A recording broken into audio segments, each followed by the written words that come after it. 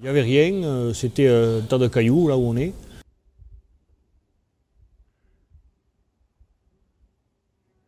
Quelle est l'histoire de ce mas? Où c'est déjà? Alors c'est sur la commune du Kellar. Entre le Kellar et la Couvertoirade. Oula, mais ça veut dire qu'à quelques dizaines de mètres près, tu étais à Véronée?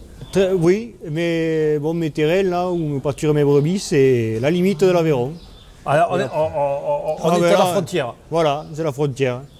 C'est le GR 71 traverse sur un bout de chemin là, les terrains d'exploitation. Comment tu qualifierais le climat? Parce qu'on commence à être un peu à l'intérieur du Larzac là, par rapport à nous les sudistes. Oui, climat froid à l'hiver, avec beaucoup de vent, et sec l'été, avec du vent aussi, qui sèche encore plus. Bon, voilà, qui donne envie de découvrir le Larzac. Je sais pas, t'as pas quelque chose à dire? De temps en temps, on peut s'abriter du vent quand même. Oui, bon, même l'été, il vaut mieux être... moi, je préfère être ici que sur la côte. Il y a facilement quelques degrés de moins et c'est plus agréable. Par contre, l'hiver, il arrive des moins 10, moins 12, moins 13, moins 15. Aujourd'hui, on est à peu près à 450 habitants. Quand j'étais petit, on était à 370, donc ça s'est quand même assez développé. Donc c'est une commune rurale qui s'est développée. Bon, certainement aussi par l'impact de l'autoroute, forcément il y a des nouveaux commerces qui sont arrivés. De l'autoroute, du passage, oui, sur l'autoroute en fait. Et oui, grâce à l'autoroute, on est plus vite à Montpellier, on est plus vite partout, à Lodève.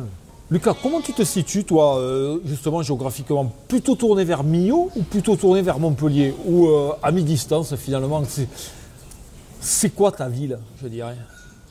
Ma ville, la grande ville, c'est Montpellier. Et oui, après, je suis plutôt tourné vers l'Aveyron, Saint-Afrique, Millau, pour tout ce qui est professionnel, puisque dans l'élevage, il faut plus se tourner vers l'Aveyron. Oui, après... Pour la revente, il vaut mieux se tourner vers Montpellier. Il n'y avait rien, c'était un tas de cailloux là où on est. Et donc j'ai fait la bergerie, j'ai commencé à fin 2017, elle a été prête début 2018. Et alors, le mas d'Auxelles porte le nom du mas d'Auxelles depuis 100, 200, c'est un lieu-dit. Il y avait quand même une bergerie classique en pierre avant. Donc il y a encore la vieille bergerie, qui était déjà, pour l'époque, qui était une grande bergerie, qui fait 330 mètres carrés au sol, avec particularité ici, avec un plancher en bois, avec des poutres, des grandes poutres qui viennent de je ne sais pas d'où, parce qu'ici il n'y avait pas d'arbres comme ça, et avec la grange au-dessus.